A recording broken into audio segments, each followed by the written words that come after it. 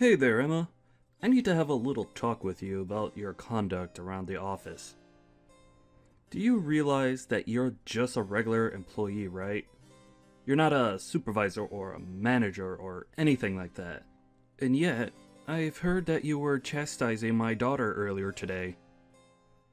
No, I'm just curious what made you think that it was appropriate for someone in your position to go and do something like that. Hello, Mr. Sharp. I take it that you're talking to me about the conversation that I had with your daughter Lily earlier today, yes? Well, the thing is that she has been showing up to work almost an hour late every day for several weeks now.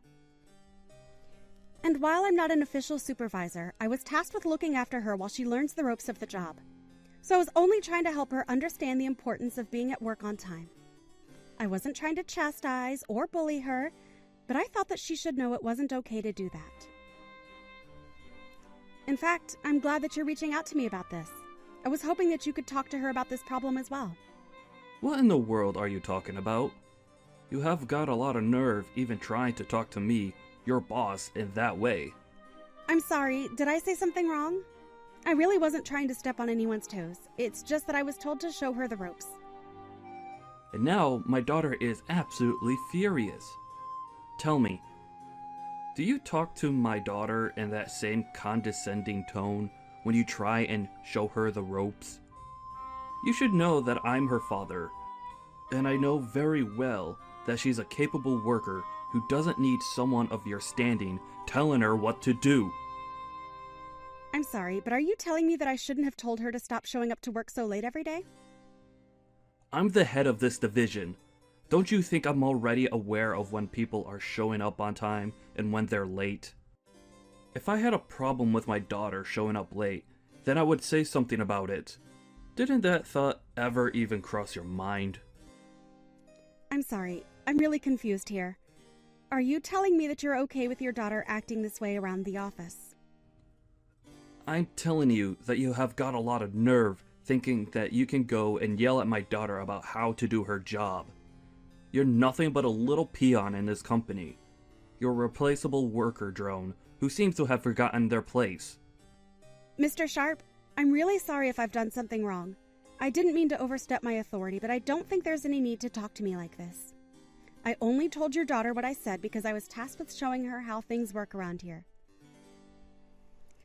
Can we please just calm down and try to think about this a little more rationally?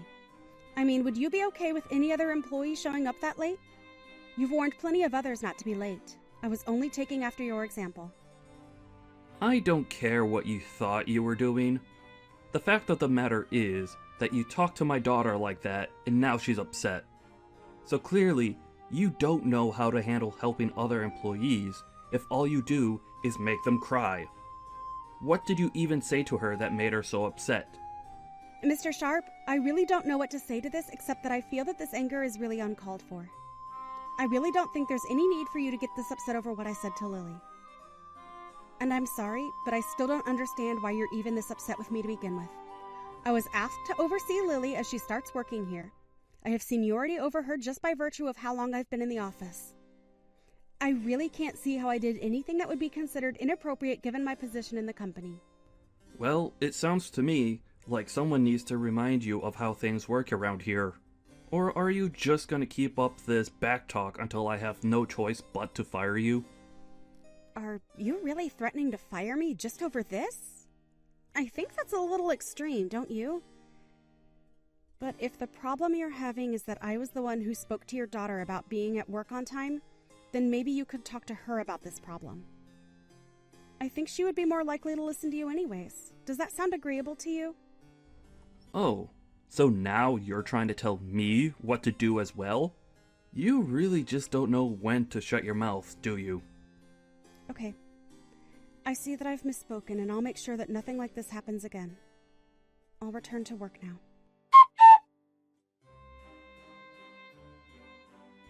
How many times am I going to have this same talk with you? Huh? Well, last time was just that. As of today, you are fired from this job. Mr. Sharp, are you really going to fire me like this? Because if you're serious, then I suppose I'll have no alternative but to leave. But you do realize that you're doing this all because I'm gently informing your daughter of how to act in the office. Is that what you call all the horrible yelling and chastising of my daughter? I thought I already warned you about not doing that. But if you're not going to listen to a direct order from your real boss, then it's obvious I have no choice but to let you go. I just hope some trash like you learns how to listen to your superiors one day. I guess we'll just have to see who the real piece of trash is, won't we? Excuse me? What did you just say to me? You think that just because I'm firing you means that you could talk to me however you want? I'm just saying that your daughter shows up to work late every single day. She never does any actual work when she's here, and I've only ever seen her on the phone. Are you really going to try and tell me that this isn't an employee in need of a talking to by someone? I'm telling you that you've no right to be lecturing my daughter over every little tiny mistake she might happen to make while working here. It's not your place, and you need to learn some respect. You don't get to talk to people however you want just because you've worked here longer than them. I suppose we'll just have to agree to disagree on what the actual situation is. But if you want my opinion, you're being far too easy on Lily. And it seems to me like it might also be your fault why your daughter is seemingly incapable of changing her ways. So now you're gonna try and blame all the problems you have with my daughter on me? I really don't think I've ever had to deal with such an uppity employee before. You know, your daughter actually told me the last time we talked that she was sick and tired of dealing with me and that she would have me fired. And now here you are, firing me. So I have to ask, is this because your daughter came to you and asked you to do this? And if she did she ever bother explaining to you why it is that she was being talked to by me in the first place? Oh, this problem is much bigger than just you and my daughter now. If you really think that you could talk to your boss the way that you've been talking to me, then it's clear that there's just no place for you here. I don't ever want you to even step foot into this office building again. Do you understand me? You are fired effective immediately. Well, okay then. If that's your final decision, then I won't spend any more time arguing my case. May I ask what you're going to tell HR and our managers about my firing? Because I think it might be difficult for you to merely be doing this because of how I treated your daughter. So, I'm just curious how you're going to present your case against me to the higher-ups in our office. And just why in the world do you think I would type out everything I'm going to say to them here for you to read? I'll find a good excuse to tell them that will make them all go along with my decision. I'm in charge of this department, and what I say goes. The only person at fault here is you for daring to try and argue with me after I warned you to stop going after my daughter. I'm sorry, but I really think that I've been very calm and collected this whole time. The only one throwing around insults and using aggressive language here is you. Oh, why am I even bothering to talk to someone that I've already fired? Can't you just shut your mouth, pack up your desk, and leave already? I already told you that I never wanted to see you again. Okay then. I understand. If this is how things are going to be, then I'll leave the office today. Finally! At last you realize that even when fired, you still have to listen to me. I'm the boss in this part of the office, and my word is law. You wouldn't stop scolding my daughter, and now you're going to pay for ignoring a direct order from me. Now, get out of here and never ever come back. I understand. I also understand that you're incapable of seeing things objectively and that you're not suited for the position that you have. So, you should know that you are going to regret doing this. I will make sure of that. You're telling me that you're going to try and make me regret firing you? And just what do you think you can even do against me now that you're fired, huh? Besides, I'm in charge here, so what I say goes. It's literally impossible for me to make a bad call because I'm the one who is in charge. Yes, you are the one in charge, and that's what's going to come back to bite you. Anyways, I'll be taking my leave now. Hello, Mr. Andrews. I saw the message left on my desk that you wanted me to send you a message to talk about something. What can I do for you today? I was just wondering where in the world my granddaughter has gone to. I'm sorry. I don't think I'm quite following what you mean by that, sir. Well, it really is quite simple. I'm talking about my granddaughter. I want to know where she's gone. Did something happen to her? I've been asking around, and everyone has been telling me that I should be talking to you about this. So, I would like an explanation of exactly where my granddaughter has gone to, Eugene. In fact, why don't you explain yourself to my face? I want you in my office right this moment. But sir, I'm still really confused. I don't know what you're talking about.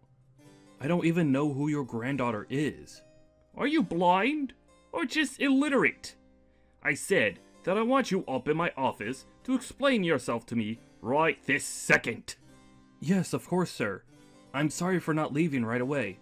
I'm already heading towards the elevator as we speak.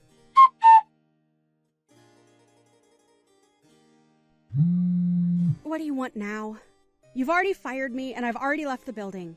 If I didn't leave anything there, I don't know what we could possibly have to talk about.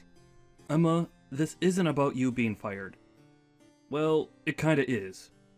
Look, I just wanted to say that I'm very sorry about the way I treated you the other day. I may have overdone things just a little bit. I was hoping that we might be able to talk in person a little bit. Do you have some time where we could meet up to do so? Well, someone's attitude seems to have changed quite a bit now, hasn't it? Did something happen to bring about this change of heart? Again, I would just like to profusely apologize for the way that I was talking to you the other day. And I would also like to take this chance to invite you back to your position in our company. I had no idea that you were the granddaughter of the head of the company. Oh, I see. This is all because you finally figured out who I really am.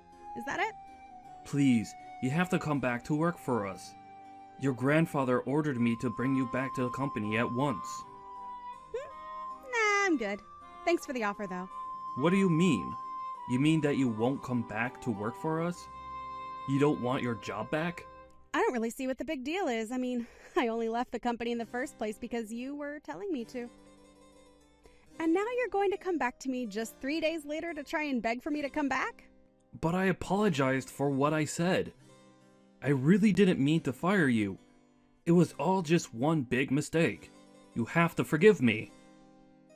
Your grandpa actually just came back from a long business trip, and when he arrived back to the office, he was really upset.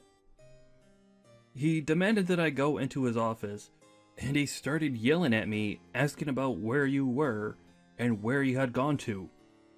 It was only then that I realized who you really were. I really had no idea about any of this, so please, you have to forgive my ignorance. Well, of course you didn't know about who I really was. After all, I was hiding my identity for just about everyone. Well, then that just shows that I was truly acting out of ignorance. I really had no idea at all that you were directly related to the head of the company. So please, I'm begging you, again, to come back. Your grandpa is very upset that you were let go from the company. Let's make something clear. I wasn't just let go. You fired me from the company, remember? I don't think my grandpa is upset. I think you are. Well, yes, okay, I suppose I am the most upset out of everyone here. So please, you have to come back. I'm begging you. I'm sorry, but I've already given you my answer, and it's not going to change. I won't be going back to work there. You can go back all you want, but the fact of the matter is that I was fired. I can't just go back. I'll have that you were fired erased completely from your record. It won't show that as having happened at all. There's no reason why you shouldn't be able to return. We can pretend like nothing ever happened at all, and you can just go back to your old position. Not only that, but if you come back, I'll apologize to you in front of the whole staff. I'll even talk to my daughter and make sure she knows that she needs to work just like everyone else does. So you mean to tell me that you could have done that this whole time, but you're only choosing to do so now? You know, if you had just done that from the start, then you wouldn't be in trouble like you are right now. But like I said, it's too late to try and change things now, so why don't you just give up already? Please, you have to come back. I'm begging you. Please don't say no to this. If the company president finds out the truth about how and why you were let go, then things are going to get really bad for me. Well, yes. I suppose if my grandpa knew how you were treating his staff, he would get quite upset. And you should also know that I'm his favorite granddaughter. Of course, even when I started here, he warned me that I wouldn't be given special treatment just because of that. You have to believe me when I say that I really had no idea about any of that at all. I'm terribly sorry for the mix-up. You really don't have to apologize to me anymore, you know. I already told you that it's not going to change anything. If anything, the company would be better off losing you and your no-good, lazy daughter. You don't need to talk about my daughter like that. But why shouldn't I when it's the truth? Of course, you're not better than she is when it comes to the way you both treat people. Please, don't you think you're being just a little too harsh right now? I know that you're the CEO's granddaughter, but still. I'm only giving you my honest opinion about the two of you. And I know that if my grandpa knew the truth about the two of you, that he would fire you both on the spot. And he knows how to pull enough strings to make sure that you never work in this industry again. He wouldn't really do that, would he? I mean, I've been working for this company for almost 30 years. He wouldn't take all that away, would he? 30 years is nothing compared to the decades of life that my grandpa has put into this company.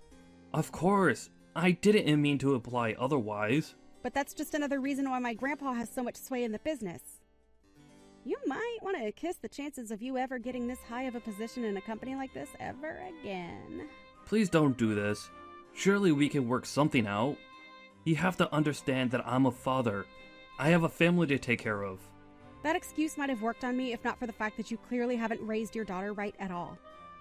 And when she started working here, she was like the spitting image of you and all her awful attitude. I hid who my family was so that I could be treated equally in the office. You were encouraging your daughter to act however she wanted because of who she was. Please, you really do have this all wrong.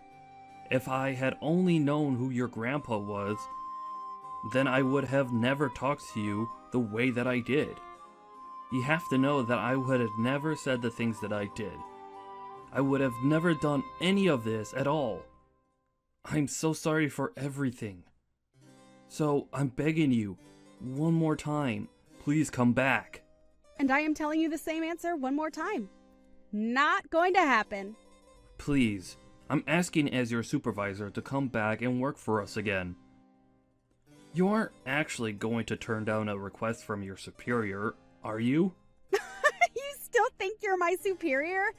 How can that be when I don't even work for you anymore? The moment you fired me, you lost any power or influence you had over my life.